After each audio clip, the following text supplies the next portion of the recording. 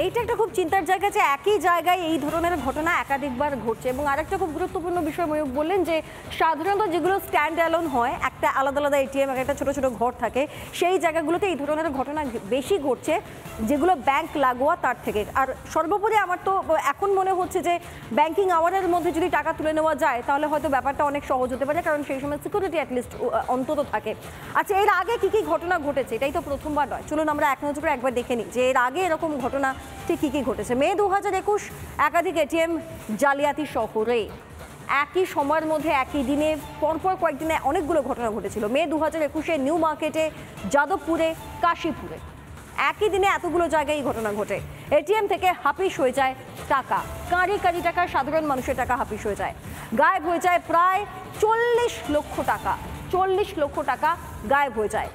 New market এলাকার ATM থেকে 19 লক্ষ টাকা গায়েব হয়ে যায়। যাদের সঙ্গে এই ঘটনা ঘটেছে তারা কতটা বিপদে পড়েছেন আমার আপনার মতনই সাধারণ মানুষ। যাদবপুরের এটিএম থেকে গায়েব হয়ে যায় 14 লক্ষ টাকা। 14 লক্ষ টাকা গায়েব হয়ে যায়। কাশীপুরের এটিএম থেকে 7 লক্ষ টাকা গায়েব হয়ে যায়। অর্থাৎ এই ঘটনাটা প্রথমবার নয়, কিন্তু এই ঘটনা থেকে মুক্তি পাওয়া খুব দরকার। আমরা এই বিষয়তেই কথা বলেছিলাম সাইবার এক্সপার্টদের সঙ্গে, সাইবার বিশেষজ্ঞদের সঙ্গে, যে এই রকম সমস্যায় পড়লে কিভাবে মুক্তি পাওয়া যায়। কি বলছেন শুনুন। এখানে দুজনেরই দায়িত্ব আছে। আজকে এটিএম যদি ট্যাম্পার করা হয় তাহলে এটা ব্যাংকের দায়িত্ব। রিজার্ভ ব্যাঙ্ক অফ ইন্ডিয়ার গাইডলাইন আছে, তার যদি কোনো ব্যাংকের হার্ডওয়্যার বা সফটওয়্যারে কোনো গন্ডগোল থাকে সেটা ব্যাংক কিন্তু তার গ্রাহককে টাকাটা ফেরত দেওয়া উচিত। কিন্তু গ্রাহকদেরও একটা দোষ আছে। আজকে গ্রাহকরা এইটা হওয়ার পর যে নাম্বারটায় কল করেছে সেই নাম্বারটা কোনোদিন কোনো ব্যাংক তার এটিএম এর বাইরে পোস্টার লাগাবে না যে একটা টোল ফ্রি নাম্বারে কল করুন। বাট তার থেকেও বড় সমস্যা হচ্ছে যদি সে কোনো একটা কল করিও কোনো ব্যাংক কোনো কাস্টমার সাপোর্টের নাম করে কখনো ওটিপি বা পিন চাইবে না। যদি কখনো আমার এটিএম এর কার্ডটা টেনে নেয় আর ফেরত না দেয় তাহলে আমি নেট ব্যাংকিংয়ে ঢুকে সঙ্গে সঙ্গে সেই কার্ডটাকে আমি ব্লক করতে বলবো, বা নিকটবর্তী যে ব্রাঞ্চ আছে সেখানে যদি অফিস টাইম থাকে সেখানে গিয়ে কার্ডটা ব্লক করতে বলবো।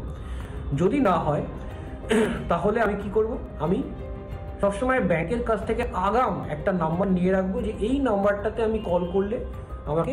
বারবার বলেছিলাম যে প্রত্যেকটা এটিএমের একটা করে সিকিউরিটি খুব দরকার। আনম্যান এটিএম যেখানে হবে আপনারা এটিএম ব্যবহার করবেন না। এটিএম এর ভেতরে একটা নাম্বার পেয়েছেন ওনারা, যে নাম্বারটায় ফোন করার পর ওটিপি এসছে বা টাকা বেরিয়ে গেছে। এখন কোশ্চেন হলো যে এই নাম্বারটা আদৌ কি টোল ফ্রি নাম্বার?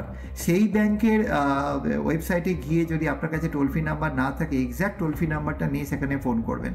তারপরেও যদি দেখা যায় যে সেই টোল ফ্রি নাম্বার ডাইভার্ট হয়ে গিয়ে ক্রিমিনালদের নাম্বারে চলে যাচ্ছে এবং ওটিপি আসছে, বিভিন্ন রকম ক্রাইম হচ্ছে, তাহলে কিন্তু আপনার কম্পেনসেশন পাওয়ার সম্পূর্ণ অধিকার আছে। আপনি তখন কনজিউমার ফোরাম বা আপনি ব্যাংকিং অম্বাসমেন্ট স্কিমে যেতে পারেন। সেখানে গিয়ে আপনি অম্বাসমেন্টের কাছে কমপ্লেন করতে পারেন ব্যাংকের ল্যাচেস বলে। শুধু সাইবার বিশেষজ্ঞ নয়, প্রাক্তন পুলিশ কর্তা দেবাশিস ধরও আমাদের সচেতন করছেন এবং এই সচেতনতাটা খুব প্রয়োজন। প্রাইম টাইমে আমি জানি না মিনমিনে মিডিয়া এটা নিয়ে কেন কথা বলছে না, কিন্তু এটাই খবর, এটা নিয়ে সচেতনতা খুব দরকারি। এবং প্রাক্তন পুলিশ কর্তারা কি বলছেন তার মধ্যে থেকে একজন দেবাশিস ধর, তার বক্তব্য আমি শোনাবো। যে পুরো নেটওয়ার্কিং এর জন্য কিন্তু পুলিশের বিভিন্ন ব্যবস্থা আছে। পুলিশের সাইবার অপরাধের জন্য প্রত্যেক জেলা থেকে আরম্ভ করে রাজ্যে সিআইডিতে, কলকাতা পুলিশে দক্ষ পুলিশ অফিসারদের নিয়ে সাইবার সেল আছে। এছাড়া একটা যেটা দেশের বিভিন্ন যাতে ইউনিটের সাথে সেটা সামঞ্জস্য বজায় রেখে চলা যায় বা তথ্য আদান প্রদান করা যায়, তার জন্য সেই ব্যাপারটাও, সেই চ্যানেল অফ কমিউনিকেশনও আছে। অনেক কিছু ডিটেকশন করেছে। খোদ কলকাতা শহরে এসবিআই এর এটিএম থেকে টাকা গায়েব হয়ে যাচ্ছে। যতখানি দরকার ইনফ্রাস্ট্রাকচার, এটা অবশ্যই নেই সেই। কিন্তু আরেকটা জিনিস যেটা আছে, যে ধরনের লোকাল নেটওয়ার্ক বা যে ধরনের নেতা পুলিশ এর সাথে জড়িত আছে তাদের অবিলম্বে চিহ্নিত করে তাদের যদি এই পুরো প্রক্রিয়া থেকে বাইরে না রাখা যায় এবং শাস্তির বিধান না দেওয়া যায় তাহলে কিন্তু এই অপরাধ একেবারে দমন হতে পারে না। প্রতারককে বাধা দেওয়া, শাস্তি দেওয়া যেমন একদিকে কাজ, ঠিক তেমনভাবেই যারা গ্রাহক তাদেরকেও আরও একটু সচেতন হতে হবে, নেট ব্যাংকিংয়ের সঙ্গে হয়তো আরও একটু সচেতন হতে হবে বা সরগর হতে হবে, বিশেষ করে যারা বয়স্ক মানুষ, নইলে এরকম বিপদ বারবার হয়তো আসতে পারে। এবং তার পাশাপাশি বিভাস চ্যাটার্জি যে কথাটা বললেন, প্রত্যেকটি এটিএম এর সামনে কেন একটি নিরাপত্তা কর্মী থাকবে না? ব্যাংকগুলো আমাদের থেকে এত টাকা নিচ্ছে, বিভিন্ন সার্ভিস চার্জেস নিচ্ছে, ব্যাংকগুলো এগুলো সুনিশ্চিত কেন করবে না? এই সমস্ত কিছু নিয়ে আবারও আমরা ফিরে আসবো। রিপাবলিক বাংলা টানা কভারেজ করে যাবে যতদিন না আপনারা আপনাদের টাকাগুলো পান।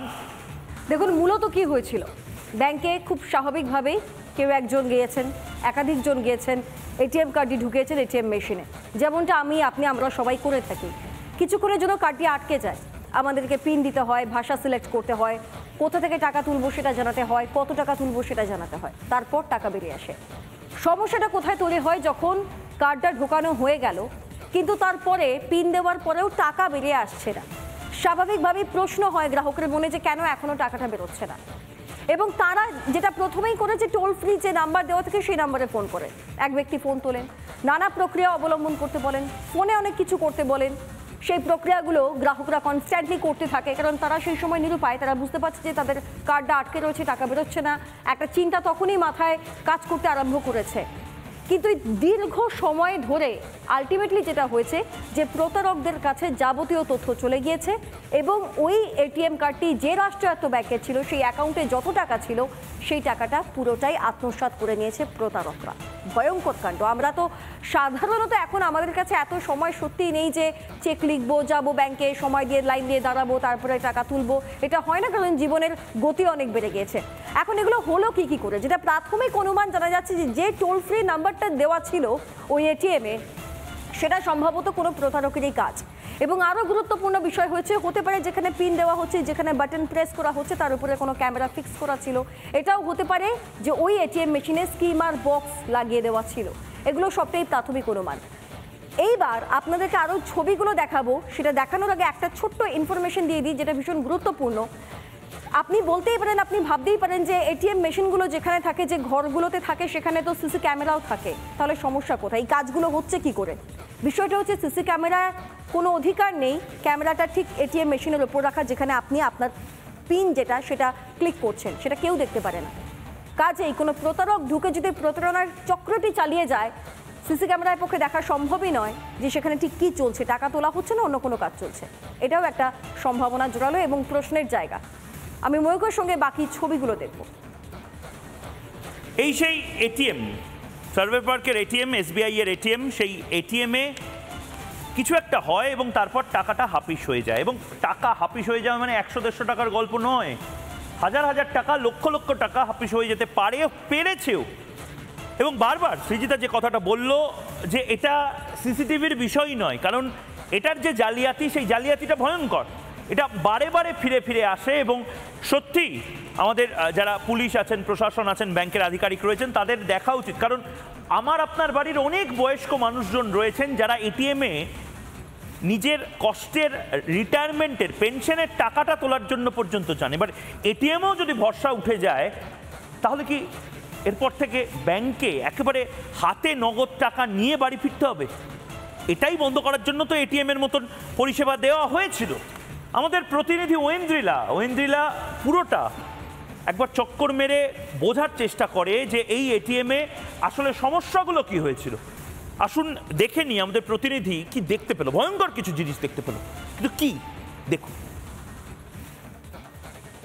ঘটনাটি ঘটেছে সার্ভে পার্ক থানার যে এলাকা, সেখানে একদম বাইপাস সংলগ্ন জায়গা, কিশোর ভারতী স্টেডিয়ামের কাছে। আর যে এটিএম থেকে গতকাল এই ঘটনা ঘটেছে, অর্থাৎ যে এটিএম জালিয়াতির ঘটনা ঘটেছে, সেই এটিএম এর সামনে এই মুহূর্তে তুমি দেখতে পাচ্ছ আমি দাঁড়িয়ে রয়েছি, সেখানেই এই মুহূর্তে কিন্তু শাটার বন্ধ করা রয়েছে। লক্ষাধিক টাকা এই মুহূর্তে কিন্তু জালিয়াতিতে চলে গিয়েছে বলে এই মুহূর্তে জানা যাচ্ছে। তা বলাই সর্দার নামও এক ব্যক্তি, তিনি আসেন এই এটিএমটাতে টাকা তুলতে। প্রথমে কার্ড আটকে যায়, তারপর তিনি যখন বের করার চেষ্টা করেন, করেন, তারপরে কিন্তু ওই সমস্যা তৈরি হয়। কি সমস্যা না, তার যখন কার্ড আটকে যায় তারপর তারা বারবার চেষ্টা করেন কার্ডটি বের করার, কিন্তু কোনোভাবে সম্ভব হয়নি। তারপর পাশে দেওয়া যেসব প্রসেস কার্ড বের করার বা অন্যান্য হেল্পের জন্য, সেই হেল্পলাইন নাম্বার থেকে প্রসেস অনুযায়ী সমস্তটা করার চেষ্টা করলে তারপর তিনি যখন চলে যান তার ব্যাংকের অ্যাকাউন্ট থেকে 3 ক্ষেপে 25,000 টাকা চলে যায়। শুধু একজন নয়, এরপর আরো বেশ কয়েকজন, আরো কয়েকজনের কিন্তু এইভাবে টাকা কিন্তু চলে যায়, লক্ষাধিক টাকা। অর্থাৎ সৃজিতা, আবারও বলছি যে মাসের শুরুতে বা মাসের মধ্যিখানে এরকমভাবে যদি হঠাৎ করে লক্ষাধিক টাকা, আমার কষ্টের টাকা, সেভিংস অ্যাকাউন্টের টাকা যদি চলে যায়, আমার তোমার প্রত্যেকের একটা রাগ, একটা ক্ষোভ জন্মাবে, এবং এই ক্ষোভটা প্রশমন করার জন্য কি করা যায় সৃজিতা? ক্ষোভ নিশ্চয়ই জন্মাবে, ক্ষোভের পাশাপাশি চিন্তা, টেনশন আরও বেশি মাথাচাড়া দেবে। আমরা জানি সকলে আজকাল মানুষের জীবন ইএমআই নির্ভর। মানুষ প্রয়োজনে অপ্রয়োজনে বিভিন্ন সময় তাড়াহুড়োতে টাকা তুলতে পারেন, অসুস্থতায় টাকা তুলতে পারেন। সেখানে যদি এই কাণ্ডটা হয় তাহলে মানুষ করবেটা কি? তবে তার আগে আপনাদেরকে একবার শোনাই যে সাইবার পার্কে যারা অভিযোগ এখনো অবধি দায়ের করেছেন, ঠিক কী হয়েছিল তাদের সঙ্গে। কারণ যারা প্রত্যেক দিন আমরা এই ধরনের মুহূর্তকে ফেস করতে পারি, সম্ভাবনা যখন যেখানে জোরালো, সেখানে শুনে নেওয়া উচিত একবার ঠিক কী হয়েছিল, কোথায় কোথায় সাবধানতা অবলম্বন করতে হবে। শুনুন। 1,30,000 টাকা গেছে। 1,30,000 টাকা কিভাবে বুঝলেন? মানে মেসেজ এলো? মেসেজ যখন আসে তখন অলরেডি 1,30,000 টাকা চলে গেছে, তখন আমি এতটা বুঝতে পারিনি। তো আমি যখন এটিএম থেকে ঘুরে আসার পরে আমি যখন ফাইনালি দেখি যে আমার অ্যাকাউন্ট থেকে 1,30,000 টাকা অটোমেটিক্যালি তখন চলে গেছে। আচ্ছা, আপনি যখন এটিএম কার্ডটা আপনি ভিতরে যখন দিলেন, তারপর পিন দিয়েছিলেন? না, পিন দেইনি, এবার অটোমেটিক্যালি না এটিএম কার্ডটা ভেতরে চলে গেছিল। তো সেখানে আমি অনেক ট্রাই করেছি, যে নর্মালি আমরা এটিএম কার্ড আটকে গেলে চেষ্টা করি বের করে নেওয়ার, যে যখন কাজ করছে না এটিএম, অনেক এটিএম কাজ করে না। তো সেখানে আমি চেষ্টা করেছিলাম বের করার, কিন্তু বের হয়নি। কার্ড ঢোকালাম, ঢোকানোর পরে পিন চাইলো, পিন দেওয়ার পরে কি হলো, মেশিনটা কিছুক্ষণের জন্য স্লো হয়ে গেল। হ্যাঁ, স্লো হয়ে গিয়ে এরর দেখালো যে টাকা কেটে গেছে। আমার অ্যাকাউন্টে যা ছিল একটাও টাকা, কি করে এইরকম আমাকে বললো সকালে যাচ্ছে এটিএম পেয়ে যাবো, এই ব্যাপার। এই যে সাধারণ মানুষ যারা বলছেন আমার টাকাগুলো বেরিয়ে গেল, এই টাকাগুলো ফেরত কে দেবে? এই টাকাগুলো তো হঠাৎ করে আকাশ থেকে পড়ে যায়নি, বা মানি প্ল্যান্টে এই টাকাগুলো হঠাৎ করে ফসল হয়নি। তার 2022 সালেও এই সার্ভে পার্ক, কলকাতার দক্ষিণ কলকাতা লাগোয়া যে অঞ্চল সার্ভে পার্ক, ওই ইএম বাইপাস যেখানে হাসপাতালগুলো রয়েছে তার ঠিক পাশেই সার্ভে পার্ক অঞ্চল। এই সার্ভে পার্কে 2022 সালেও এই এটিএম জালিয়াতি হয়েছিল। হচ্ছে কি করে? এটা অনেকেই বাড়িতে বসে আপনাদের মনে হচ্ছে, এবং এইটা ভাইরাল করবেন। এটা আপনারা প্রত্যেকে, আপনাদের যারা বয়স্ক মানুষজন আছেন বাড়িতে, তাদেরকে এটা নিয়ে সচেতন করবেন। কি হচ্ছে একবার দেখেন, কিভাবে উধাও হচ্ছে টাকা। ভালো করে দেখুন। এটিএমে টাকা তুলতে যান সাধারণত গ্রাহক, আপনারা জানেন, ওই যেখানে কার্ডটা ঢোকাতে হয় সেই কার্ডটা ঢোকাচ্ছেন। টাকা তুলতে গিয়ে মেশিনে আটকে যাচ্ছে কার্ডটা। এই কার্ডটা, যেটা সাধারণত আপনি ভাবেন টাকা তোলা হয়নি বলে আটকে যাচ্ছে, নর্মালি সেটা হয়, কিন্তু এখানে কোনো একটা ডিভাইস করাপ্ট করে দিচ্ছে জিনিসটাকে। সমস্যার সমাধানে হেল্পলাইনে আপনি ফোন করছেন, এবং হেল্পলাইনে ফোন করার পরে ফোনেই দেওয়া হয় বেশ কিছু পরামর্শ। বেরোয়নি কার্ড, বাড়ি ফিরে যান গ্রাহক, বলা হয় যে না টাকা চলে আসবে। এরপরেই অ্যাকাউন্ট থেকে টাকা গায়েব হয়ে যাচ্ছে। হেল্পলাইন নাম্বারটা কাট থাকছে, দফায় দফায় এই যে টাকা গায়েব হচ্ছে, হেল্পলাইন নম্বরটা ভালো করে দেখুন। এখানে এমনভাবে জালিয়াতরা একটা ডিভাইস ক্রিয়েট করে রাখছেন, যেখানে কার্ডটা আপনি ঢোকাচ্ছেন, কার্ডটা ঢোকানোর পরে অটোমেটিক্যালি কোনো একটা ম্যাগনেটিক রিজনে, অর্থাৎ ম্যাগনেটিক কোনো কারণে সে কার্ডটা আর বেরোচ্ছে না। আপনি টেনশনে পড়ে যাচ্ছেন। এবং ব্যাংকের পাশের এটিএমগুলোতে এগুলো হয় না, এগুলো হয় হচ্ছে একদম শুনশান জায়গাতে যে এটিএমগুলো রয়েছে, যেখানে গার্ডও থাকে না, সেই এটিএমগুলোতে এই জিনিসটা হচ্ছে। এই এটিএমে কার্ডটা ঢুকিয়ে দিচ্ছেন, কার্ডটা বেরোচ্ছে না, তারপর আপনি হেল্পলাইন নাম্বারে ফোন করছেন। হেল্পলাইন নাম্বারে ভালো করে আবার বুঝুন, এটিএমে টাকা তোলার জন্য আপনি যাচ্ছেন, টাকা তুলতে গিয়ে মেশিনে আটকে যাচ্ছে কার্ড। সমস্যার সমাধানে হেল্পলাইনে ফোন করছেন আপনি, ফোনেই দেওয়া হচ্ছে বেশ কিছু পরামর্শ।